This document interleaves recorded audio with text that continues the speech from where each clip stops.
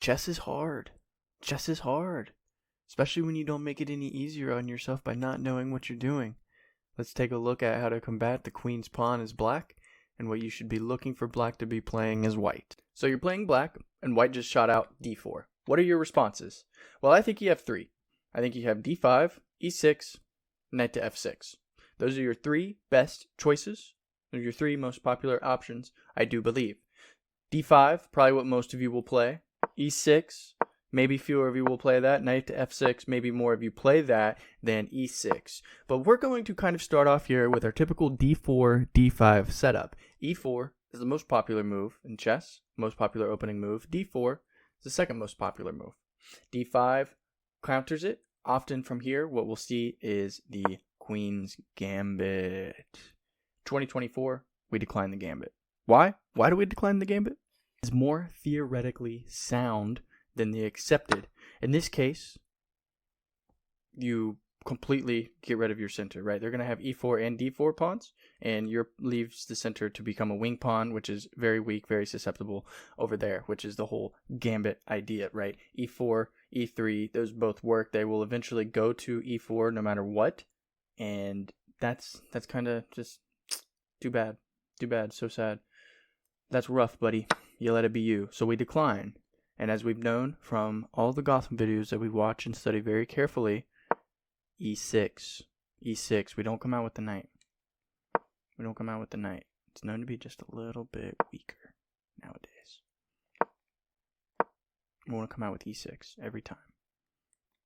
They probably will not take. Knight to c3 is going to be the most popular move in this position. The second best in the engine, at least what it came out to and what I run. So in here, we're going to come out with maybe c5 from black. That's what's strongest here. This is known as the Tarrasch.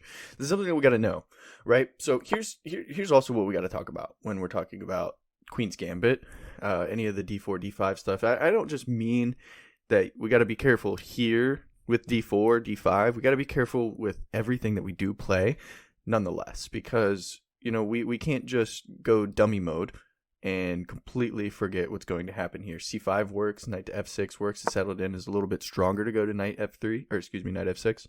And so what we're doing here is we're still developing, aren't we? Knight to f3 is the best move in the engine here. Okay, so bishop to e7 is going to come out with black. Now, I've been in these positions before several times,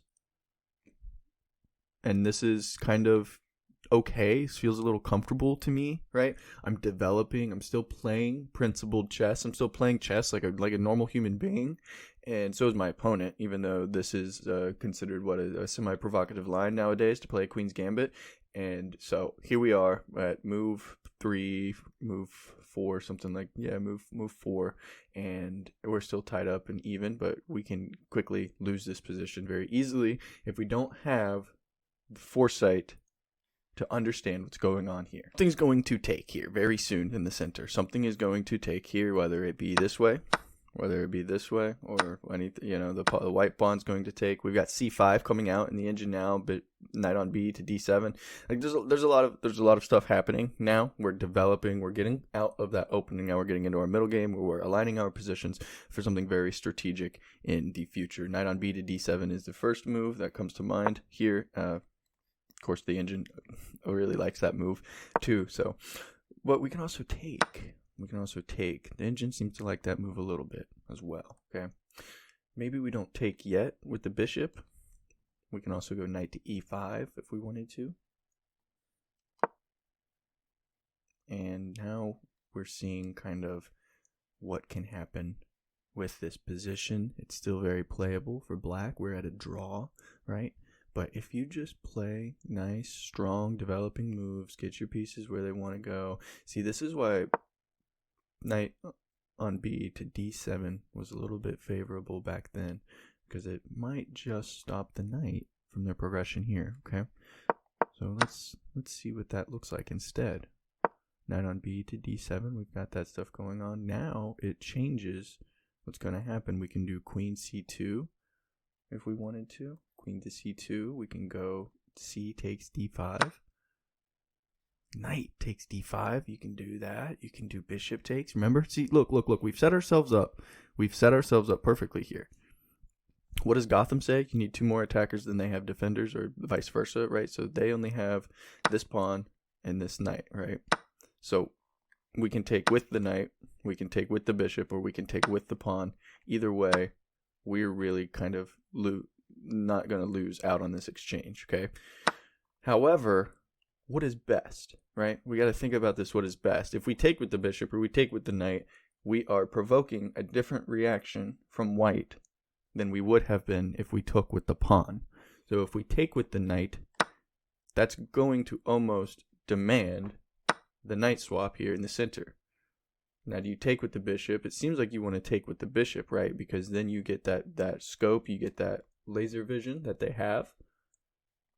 So maybe we do that. Now, we're not doing that bad. Look at the eval bar, 0.13. See, we've been holding this game very consistently the whole time, and we're continuing to do so because we are playing very strong. We are playing very intelligible. We are using our principles. We are using our rules of development, essentially, right? Which is something that you can do as a beginner. That's something that you can do as a very strong and very advanced player as well. Next up, we have the Nimzo Indian, which is known as one of the strongest options against a d4 opening with white. So the idea here is black is completely chill with giving up the bishop pair in order to receive a better pawn structure and easier development. So the idea then becomes, for white, how are we going to kind of approach this situation? Are we going to move a piece and recapture with a piece? Or are we going to allow doubled pawns, right? We're going to castle here. We're going to get ready for kind of what happens. So this is known as the normal line, right? And we don't take for a while. We're just going to continue to develop and everything else, okay?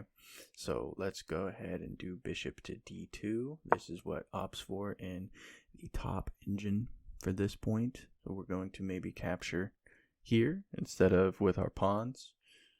One of the cons that we do have for black here in this position, though, is they do run the risk of having the center overrun by black. So D is going to take, bishop's going to take. So this is the normal line, right? I guess top engine moves, whatever. But we do have some interesting stuff that can happen here. What if we take, you know? What if we take? What if we take very soon?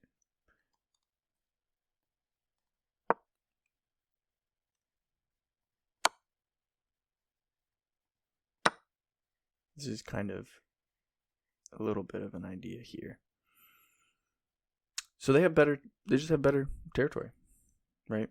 White does. They just have the center, but their pawn structure is a little weaker. Okay? Pawn structure is a little weaker. We're just going to continue to develop, and we're going to just go at this position. Okay? We're going to d5 it. I mean, this is crazy, isn't it? This is insane? But take a look at how some masters played this game, right? So we're going to go into basically everything that we just took a look at there the last time around. Now they are opting for queen to c2. Anatoly Karpov is an excellent player.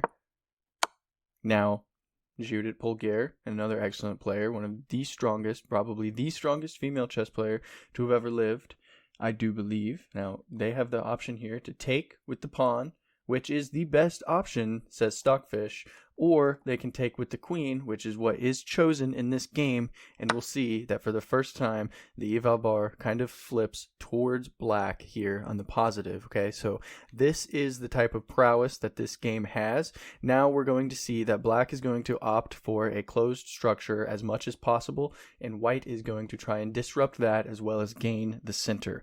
And so take a look at what happens here. We see a lot of the similar moves coming out that we took a look at in the earlier example. Right, so we're gonna pin the knight. We're not really too worried about that, are we? We're just gonna develop knight on B to D7. We saw that earlier too in a different format, different style of moves here, but the same thing's happening, right? Just bring the rook, okay, kick the bishop. What are we gonna do here? Just back up. Gonna reroute, pushing, trying to open up, right? That's what white kind of wants. They want to open up, and we'll see that start to happen here, and Here we go, getting into what we kind of wanted here from white, what we kind of wanted here from black. It's kind of interesting that they chose to castle in such a open position, but you know, it is what it is, I guess. We'll see. This game ends up being a draw. I'll just kind of fast forward here through the moves. This is kind of crazy. This is kind of crazy here. This is a draw because we had the bishop here ready, right? King goes here. I go here. This is just not looking too good here. So Judith Polgar is going to force a draw against Anatoly Karpov, which is a really big deal. That's just a really, really big deal. That's insanely cool. It's insanely awesome. But it's really awesome to see her prowess here with the Nimzo Indian, right? We get into the exact same thing that we were talking about in our earlier example, and we see kind of those ideas come to fruition from masters, from truly masters. I hope that helps you a lot. If you're an E4 player as a beginner and D4 kind of blindsides you as black, well, I hope this was able to provide some clarity for you and help you out in your own games. I think the next best step for you now is to study up on positional chess right here, and as always, happy chess.